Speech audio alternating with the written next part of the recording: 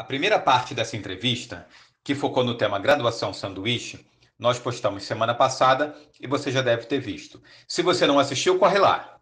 Fique agora com a segunda parte dessa entrevista que fizemos com a professora doutora Alice Spitz, onde ela fala sobre o intercâmbio de pesquisa que ela fez no Instituto Forsyth, entre a formatura em odontologia e o concurso para o mestrado em ortodontia na UFRJ. Vem com a gente!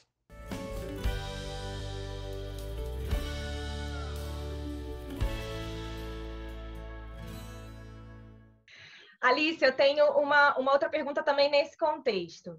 De repente, quando você fez prova para especialização, ou para o mestrado, ou para o doutorado, ou para qualquer situação na sua vida de forma curricular, você acha que ter esse diferencial no seu histórico escolar, você percebeu alguma diferença ou você não conseguiu perceber isso? Assim, não sei te dizer uma situação específica, mas eu acredito que sim, porque eu acho que as pessoas veem com muito bons olhos alunos que correm atrás, que têm iniciativa, né? Eu acho que o fato de você ter iniciativa, de querer fazer uma coisa diferente, de você querer buscar mais, então eu acho que isso é uma coisa que é vista com bons olhos, né? Então, assim, eu sempre fiz muita iniciação científica, depois a gente vai entrar nesse aspecto, e eu acho que isso foi uma coisa que me ajudou, assim, a circular dentro dos laboratórios que eu circulei dentro de iniciação científica depois que eu voltei.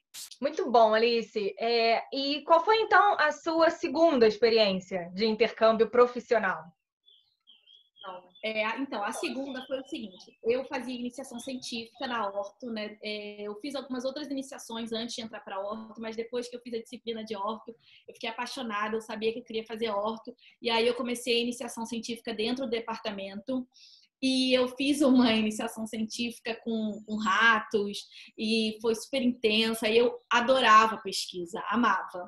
E aí, um período, eu ia me formar em agosto de 2011, e aí a gente tinha aquelas férias grandes no final do ano, né? De dezembro, janeiro, fevereiro, e as aulas voltavam em março. E eu tinha conversado com a minha orientadora de iniciação científica, que era a doutora Ana Maria Bolognese, que eu gostaria muito de fazer um intercâmbio num laboratório de pesquisa nos Estados Unidos durante as férias. Então, eu queria, ao invés de ficar 3 meses de férias no Rio, eu queria ter esses 3 meses de experiência em alguma universidade. E aí, a doutora Ana Maria Bolognese, que é uma pessoa que incentivou tudo, eu devo muito, muito, muito a ela. Eu tenho muita gratidão por tudo que ela fez por mim. Ela me incentivou muito em toda a minha jornada. Depois foi minha orientadora de doutorado também. Eu tenho muita admiração pela profissional que ela é. E ela percebeu essa minha vontade, né? E ela mandou e-mails para vários pesquisadores que ela conhecia nos Estados Unidos para ver se existiria essa possibilidade de eu fazer esse intercâmbio, passar essas férias, né, em algum laboratório. E a minha intenção não era nem fazer uma pesquisa própria, era acompanhar a dinâmica de laboratório, entender como as coisas funcionavam. Alice, conta pra gente, depois de todas essas cartas que a Ana Maria Bolognese enviou, quem foi que respondeu te aceitando? Então, eu tive uma grande sorte na vida. Quem respondeu esse e-mail foi o professor Ricardo Teles. E foi com ele que a gente começou a trocar uma série de e-mails para realmente confirmar a minha ida para o então laboratório dele. Na época, ele trabalhava no Forsyth. E ele é periodontista, né? Um periodontista super renomado. E eu não imaginava que eu iria trabalhar com periodontia, apesar que eu sempre amei pesquisa na área básica. Então, eu já tinha feito iniciação antes em periodontia até, eu gostava muito de pério. E ele respondeu dizendo que aquele período de final do ano não era um bom período para eu ir, porque eles estavam mudando a sede do Forsyth. E ele não poderia me receber nessa época, mas que ele poderia me receber nas férias seguintes, do meio do ano. Só que eu já estaria formada no meio do ano, né? Essas eram minhas últimas férias na faculdade. E aí eu fiquei muito na dúvida, mas eu fiquei muito animada quando eu comecei a conversar com o Ricardo. Assim, eu quero ir para lá de qualquer jeito, eu quero viver isso. Então eu decidi que eu iria depois da minha formatura. Então, eu iria me formar na odontologia. A prova do mestrado de ortodontia eu só poderia fazer no outro ano, e eu tinha certeza que eu queria fazer a prova do mestrado para Horto do Fundão. E eu só ia fazer eu só faria em 2012 a prova. E aí eu falei, não, é o momento perfeito, eu vou. Mas ao invés de ficar 3 meses, já que agora eu já vou estar formada, então eu vou ficar 6. E aí, em agosto de 2011, eu fui no dia seguinte da minha formatura. Eu me formei, no dia seguinte eu fui para Boston. Então, Alice, nesses 6 meses, né, previamente à sua prova para ortodontia na UFRJ, você ficou lá fazendo pesquisa e foi exatamente assim, que tipo de pesquisa? Quando eu cheguei lá, tinham 2 alunas de doutorado. Na época, fazendo doutorado sanduíche com ele, 2 alunas brasileiras, que eram a Geisla Soares, que hoje em dia é professora na Universidade de Curitiba, e a Sheila, que também é professora no Sul, e se tornaram 2 grandes amigas, até hoje a gente mantém contato. E eu iria ajudar, especialmente a Geisla, eu iria ajudá-la na pesquisa dela.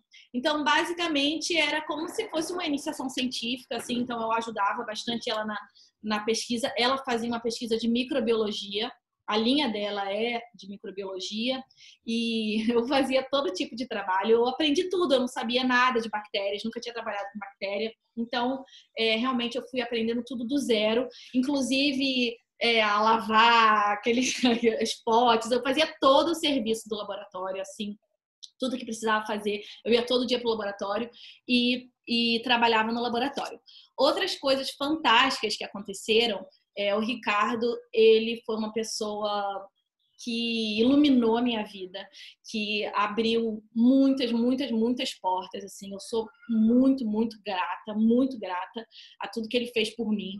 E quando eu cheguei em Boston, no dia que eu cheguei, ele me chamou, né, para ter uma conversa, para me conhecer, e a gente conversou, e ele me ofereceu a possibilidade de fazer a disciplina de microbiologia e imunologia junto com os alunos de pós-graduação de Harvard, porque o Forsyth é um laboratório afiliado a Harvard, né? Então os professores do Forsyth, eles dão aula, alguns, né, muitos dão aula em Harvard, e na época a Flávia Teles também, que era a esposa dele, dava algumas aulas de micro também, e aí ele me ofereceu essa possibilidade. O professor principal responsável pela disciplina, tanto de micro quanto de imuno, eram pesquisadores do Forsyth, e ele me ofereceu essa possibilidade de fazer a disciplina. E aí, claro, eu topei, mas foi assim, um desafio muito grande. Eu estudava que nem uma condenada, assim, porque a disciplina de microbiologia tinha prova toda semana. Toda semana, a gente, no início a primeira aula, o início da aula era a prova da última aula. Então, assim, imagina, para mim, em inglês, uma disciplina de pós-graduação, que, assim, eu era super crua, né? Não era uma coisa que eu tinha, não era um foco, assim, eu já estava muito voltada para ortodontia nessa época. E, enfim, foi um desafio gigante, eu aceitei, foi fantástico, porque me desafiou muito, me fez estudar muito, aprender muito. Inclusive, o fato de conviver com os alunos, de entender a metodologia de ensino, são coisas que até hoje influenciam a minha forma de dar aula, a forma que eu enxergo, que eu vejo assim, essa parte acadêmica. Então, foi uma experiência muito marcante.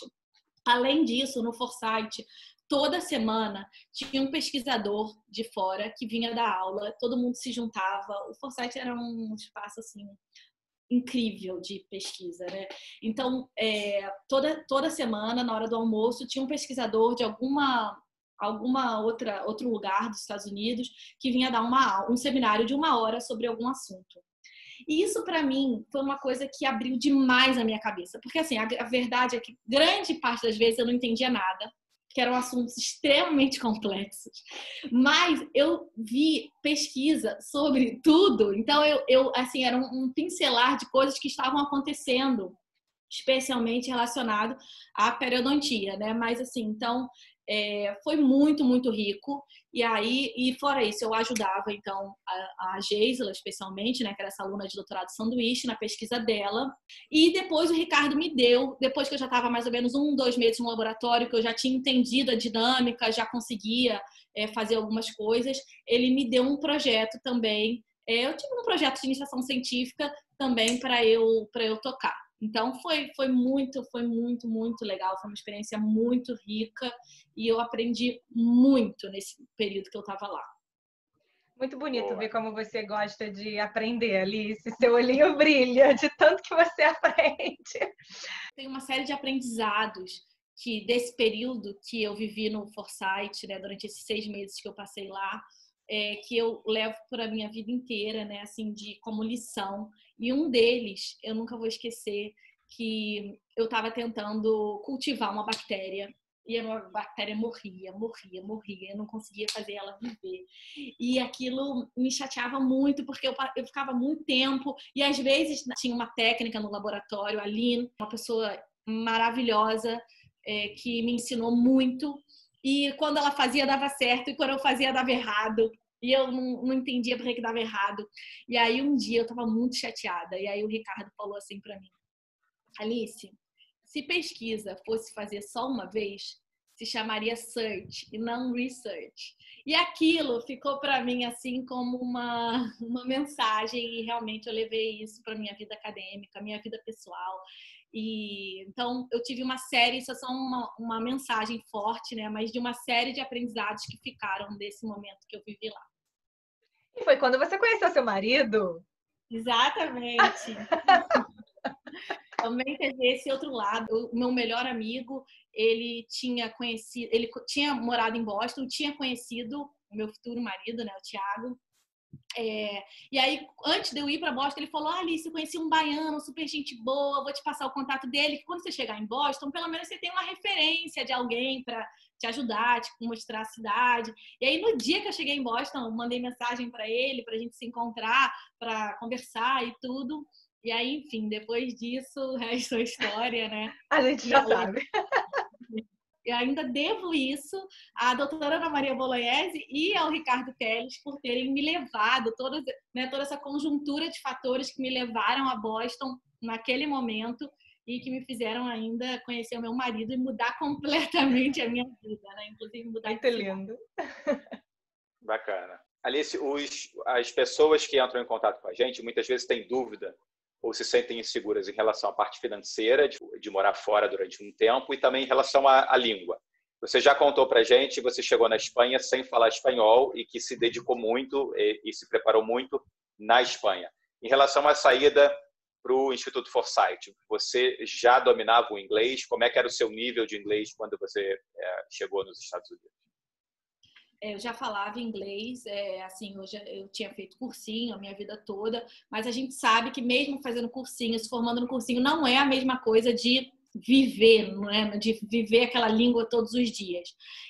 Durante o período que eu estava no Foresight, eu também fiz um curso de inglês na Harvard, que eles também tinham esse curso para alunos, e aí eu fazia 2 vezes por semana, fazia esse curso também, que era um reforço. Mas eu já falava inglês, então isso não foi uma barreira para mim. Mas uma das pesquisadoras que estavam no laboratório, que era uma aluna de doutorado de sanduíche, na época que eu estava lá, era brasileira.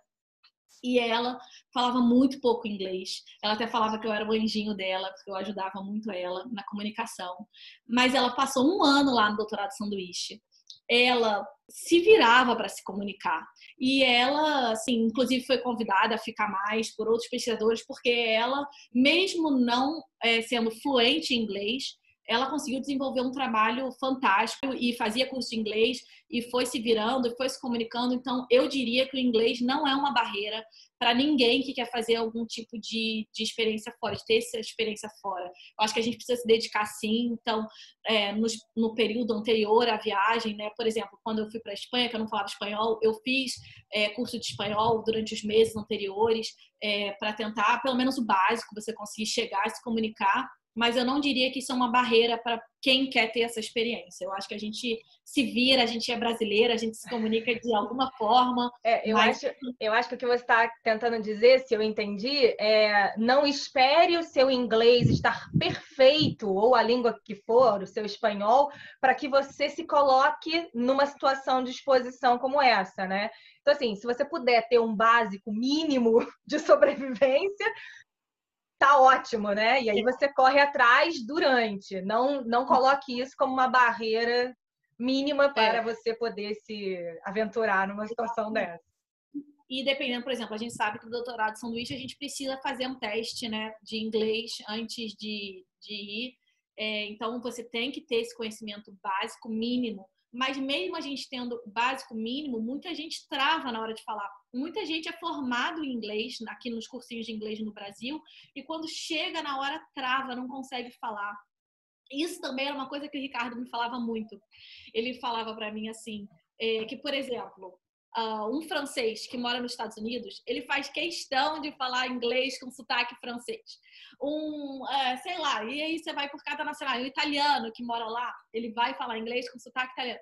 Por que que a gente tem vergonha do nosso sotaque? As pessoas compreendem isso, né? Então eu acho que a gente não tem que ter essa vergonha, não tem que ter medo de errar. A gente já está falando uma segunda língua que não é a nossa, né, principal. Então, eu acho que de jeito nenhum isso deve ser uma barreira para ninguém. E conforme quando você está morando, quando você está vivendo essa experiência de cabeça, né? Você vai falar do seu jeito, vai errar. E quem estiver do seu lado vai entender e aquilo vai fazer parte e só vai te fazer crescer. Então, Ou não, né, Alice? Ou não. Não, mas também tudo certo. Se não entender, vai entender de outro jeito. Depende, né? Se você for tentar comprar um palito de dente... A história do palito de dente é fantástica. Não, mas aí é só se os amigos derem muita ajuda. Uma coisa também interessante que aconteceu foi quando eu voltei do Foresight. Como eu comentei com vocês, eu tinha conhecido muitos pesquisadores, porque toda semana vinha um pesquisador diferente para o Foresight fazer uma palestra, e depois eles interagiam, conversavam com a gente, então eu conheci muita gente nesse período. E um dos professores que eu conheci foi o professor Alexandre Vieira, de Pittsburgh, da Universidade de Pittsburgh. E depois, quando eu retornei para o Brasil, eu tinha uma aluna de iniciação, na verdade ela continuou o meu projeto de iniciação, eu tinha entrado no mestrado e ela continuou o meu projeto de iniciação e ela queria fazer alguma coisa parecida com o que eu tinha feito, mas por algum motivo no Foresight, naquele momento não dava, eu não me lembro exatamente o motivo, mas eu me lembro que eu comentei com a doutora Ana Maria Bolognese sobre o Alexandre Vieira, né, que eu tinha conhecido ele, e ela falou, olha, se inscreve um e-mail para ele, ela também conhecia ele muito bem, claro, mas ela falou, não, escreve você para ele, com cópia para mim e tudo, e eu escrevi falando dela, ela conseguiu ir, ela foi também, só que aí ela já foi pelo Ciência Sem Fronteiras, porque no ano seguinte, como eu falei, na verdade não foi no ano seguinte que eu voltei de Salamanca, né, foi no ano seguinte que eu voltei de Boston, eu tinha me confundido, que lançou o programa de Ciência Sem Fronteiras, e aí ela submeteu. Ela foi assim da primeira leva, estava na graduação, ela foi para lá. Conclusão,